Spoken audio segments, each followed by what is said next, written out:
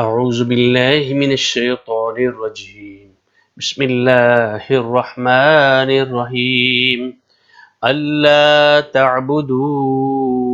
إلا الله إنني لكم منه نذير وبشير. صدق اللہ العظیم. جس طرح کہ ہمارا یہ سلسلہ جاری ہے اور ہم نے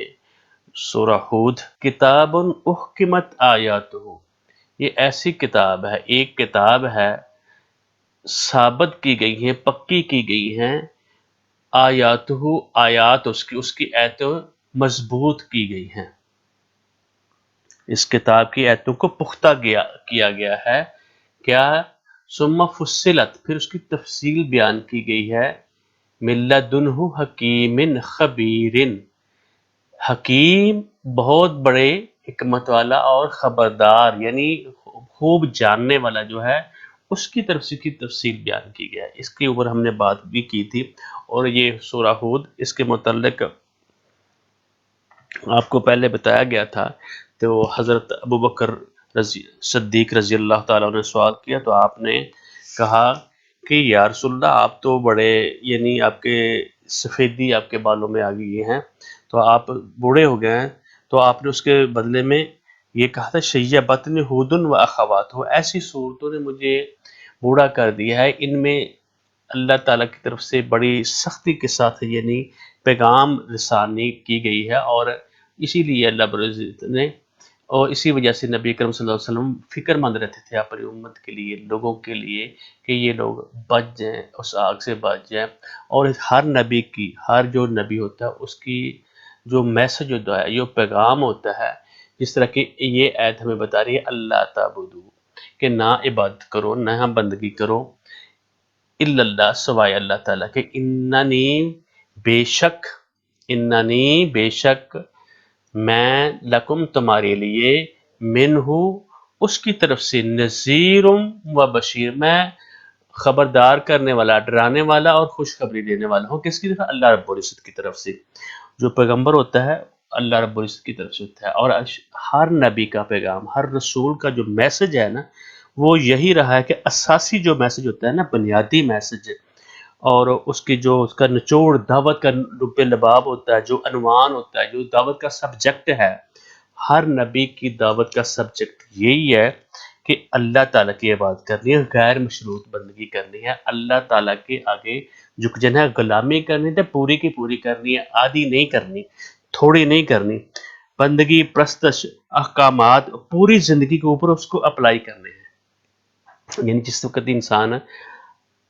کہ نہیں تم نے عبادت کرنی الا اللہ، سوائے اللہ تعالیٰ کے، اللہ تعالیٰ کے آگے جھکنا ہے، اس کی پرستش کرنی ہے، اس کے اپنے احکامات جتنے بھی وہ آپ کو احکامات شریعت وہ دے گا، اس کو اپنا کر اپنی زندگی کے اوپر لاگو کر کے، تو پھر آگے تم نے یہ زندگی بسر کر کے میرے پاس آنا ہے. اس دعوت کا مقصد بھی صرف اور صرف یہی ہے کہ عبادت اور غلامی کا مقصد یہ ہوتا ہے، جس طرح کہ عبدہ و رسول ہم کہتے ہیں نا، اس کے بندے اور رسول ہیں. یعنی عبد جو ہوتا ہے وہ پورے کا پورا غلام ہوتا ہے، وہ تھوڑا غلام نہیں، اس کا پورا جسم، اس کے جسم کے تمام اعضاء، اس کا دماغ، اس کی رانائیاں، اس کی قوت، اس کی ذہانت، اس کی بلندی، اس کا وعدہ جو ہوتا ہے، اس کا عہد ہوتا ہے، اس کا منصب جو ہوتا ہے، اس کو جاہ و جلال جو ملا ہوتا ہے جو اس شخص کو، وہ سارے کا سارا کیا ہوتا ہے؟ صرف اللہ تعالیٰ کے لیے ہوتا ہے. اور اللہ تعالیٰ سے اگر وہ مال، اگر اس کو مال رب العزت نے دی ہے، دولت دی ہے،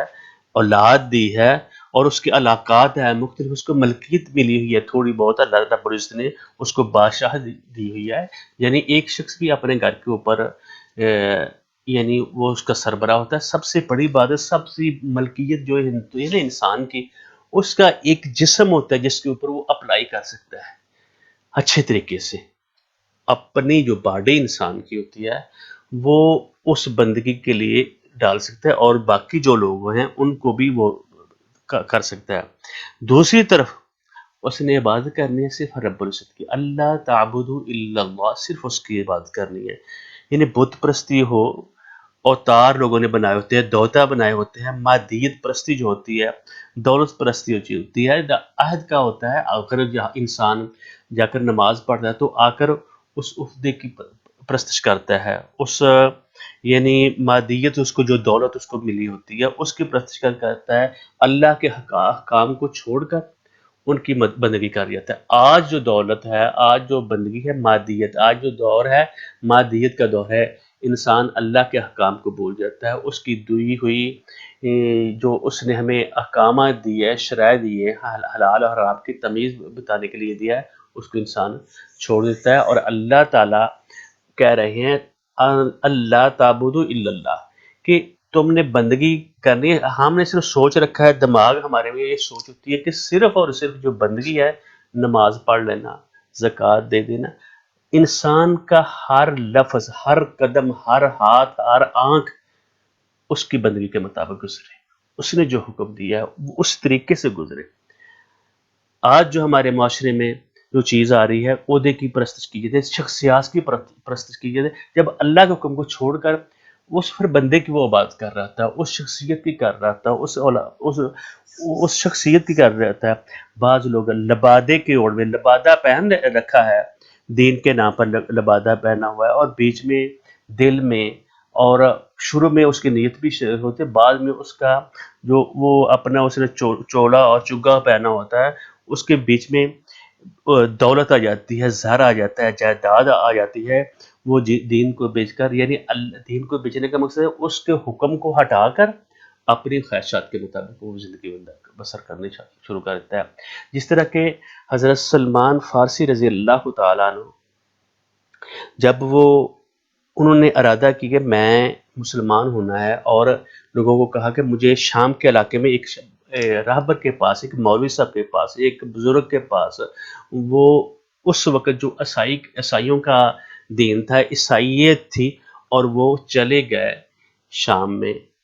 موصل میں وہ چلے گئے، اور وہاں انہوں نے اس آدمی سے کہا میں دین سیکھنا چاہتا ہوں، ہم تو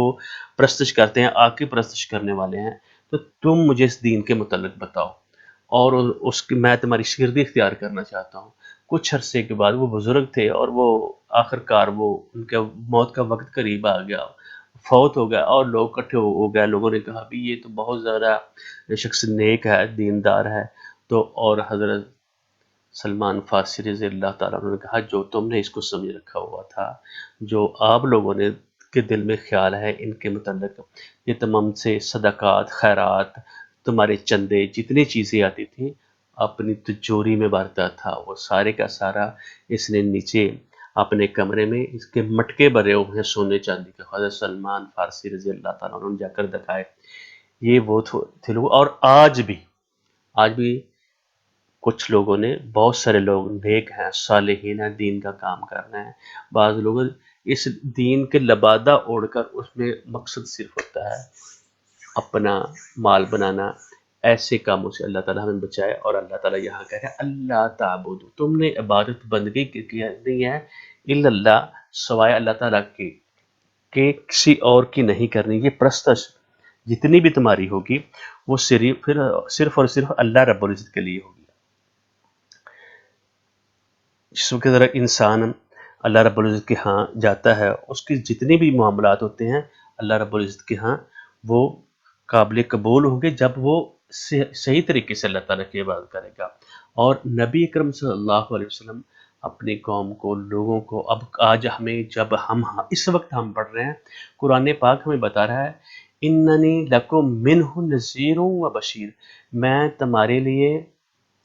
اس کی طرف سے، منہ یعنی اس اللہ کی طرف سے میں بھیجا گیا ہوں، کیا نذیرن، وارن کرنے والا، خبردار کرنے والا، بتانے والا، کہ اگر تم نے یہ جو احکامات اس قرآن پاک میں آئے ہیں، عبادات ایک الگ ہوتی ہے، یہ انسان کی توحید ہے جو پہلے ابھی اللہ تعبد الا اللہ، اور جو احکامات تم کو دیے ہیں زندگی گزارنے کے لیے، ان کے اوپر تم نے اگر عمل کرو گے اور اللہ کو ایک مانو گے، اس کی وحدانیت کو مانو گے،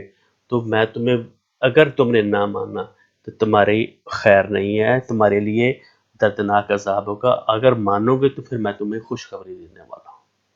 خوشخبری تمہیں ملے گی اور تم کامیاب اور کامران رہو گے۔ اور ایک مقام پہ اللہ رب العزت نے فرمایا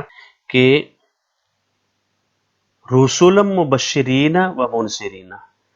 ہم رسول جو بھیجتے ہیں خوشخبری دینے والے اور ڈرانے والے، لے اللہ یکون للناس علی اللہ حجت، ویسے انسان کے دل میں اللہ تعالیٰ نے توحید اور اس کو اچھائی اور برائی کی اس کو بتایا ہوا ہے، اور ساتھ ہی رسول اور اس لیے بھیجے تاکہ ان کو وارن کرنے، بتائیں، خوشخبری بھی دیں گے اگر تم یہ مانو گے، اللہ تعالیٰ کی وحدانیت کو مانو گے۔ یہ سبجیکٹ ہے توحید جو ہے، اور اللہ کو ایک ماننا، تمام حاجات اس کے آگے رکھنا، اس کا اٹھنا بیٹھنا جاگنا سونا، آنکھ کا دیکھنا، پاؤں کا چلنا، دماغ کا سوچنا، یہ سارا اللہ تعالیٰ نے دیا ہے اور اسی کی مرہون منت ہونا چاہیے۔ تو اس مقام پر اللہ تعالیٰ رب العزت فرما رہے ہیں، سورۃ النساء میں ہے، رسول مبشرین، رسول جو ہوتے ہیں وہ خوشخبری دے، میں نے ڈرا، لے اللہ یکون للناس اللہ، تاکہ کل کو جب میں پوچھوں گا ان کو تو ان کے اوپر کوئی حجت، کوئی دلیل نہ باقی رہے کہ تمہارے پاس رسول نہیں ہے۔ بعد الرسول، رسول آنے کے بعد، وکان اللہ عزیزا حکیما، اللہ تعالیٰ خبردار، بڑی قوت والے اور دھنا اور جاننے والے ہیں۔ آگے ایک اور مقام پہ فرمایا سورۃ الانعام میں، وما نرسل المرسلین الا مبشرین و منذرین، ہم جو رسول بھیجتے ہیں وہ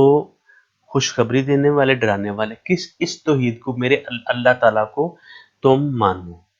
اگر نہیں مانیں گے تو کیا ہوگا؟ اسی طریقے سے قرآن پاک کے مختلف مقامات پر اللہ رب العزت کہہ رہے ہیں، اللہ تعبدوا الا اللہ اننی لکم منہ نذیر و بشیر، یہی اسی سورۃ ہود میں، اور سورۃ ہود میں ہی آگے چل کر 36 نمبر آیت میں بھی اللہ رب العزت نے پھر فرمایا، اللہ تعبدوا، کہ تم نے عبادت نہیں کرنی، غلامی نہیں کرنی، ماننا کس کا؟ کہنا ماننا ہے الا اللہ، صرف اللہ کا۔ انی اخاف علیکم، میں یہ ڈر ہے، علیکم تم پر، عذاب یوم علیم، اس دردناک عذاب کا، اگر تم نے نہ مانی، اللہ کی وحدانیت میں کسی اور کو شریک ٹھہرا دیا، کسی اور کو داتا حیدر واہ مشکل سے بنا دیا، تو یہ بہت بڑا اپنے ساتھ انسان کا ظلم ہوگا، جہاں بھی ہوگا صرف اللہ تعالیٰ کا حکم ہوگا۔ اور ایک اور مقام فرمایا، ان الحکم الا للہ، امر، صرف اور صرف حکم کس کا ہے؟ صرف اللہ رب العزت کا، اللہ تعبدو الا ایاہ، کہ تمہیں بات نہیں کرنی اسی اللہ رب العزت کی، ذالک دین القیم، یہ سیدھا دین ہے، ولکن اکثر الناس لا یعلمون، اکثر لوگ نہیں سمجھتے، ان کو سمجھ نہیں آتی، وہ سمجھنے کی کوشش ہی نہیں کرتے۔ اذ جاءتہم رسول، جب ان کے پاس رسول ہے، من بین ایدیہم و من خلفہم، پہلے بھی رسول ہے بعد میں رسول، ان کا سبجیکٹ کیا تھا؟ اللہ تعبدوا الا اللہ، کہ تم نے عبادت نہیں کرنی کس کی؟ صرف اللہ رب العزت۔ یہ سورۃ فصلت 14 نمبر آیت میں آیا ہے، اور ساتھ ہی وقضى ربک اللہ تعبدوا الا ایہ، اللہ نے فیصلہ کر دیا ہے، اللہ رب العزت نے یہ فیصلہ کر دیا ہے کہ تم نے عبادت صرف اور صرف کس کی کرنی ہے؟ اس اللہ تعالیٰ کی وحدانیت کی، الا ایہ، وبالوالدین احسانا، والدین کے ساتھ سلوک کرنا ہے۔ اللہ کی عبادت کے بعد والدین کی بات آئی، والدین کیا ہوتے ہیں؟ اس کے لیے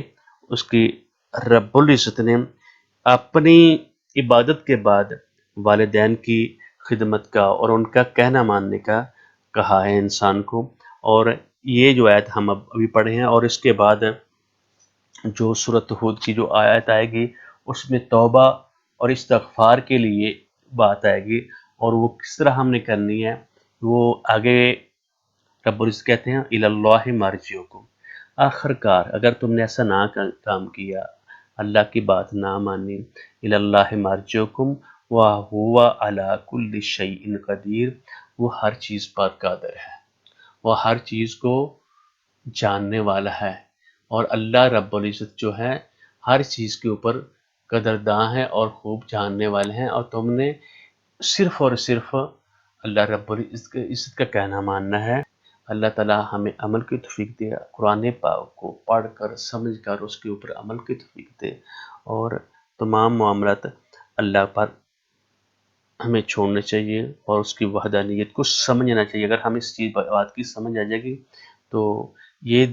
زندگی بھی آسان ہوگی، آگے والی بھی آسان ہو جائے گی۔ بارک اللہ لی ولکم ولسائر المسلمین۔ السلام علیکم ورحمۃ اللہ۔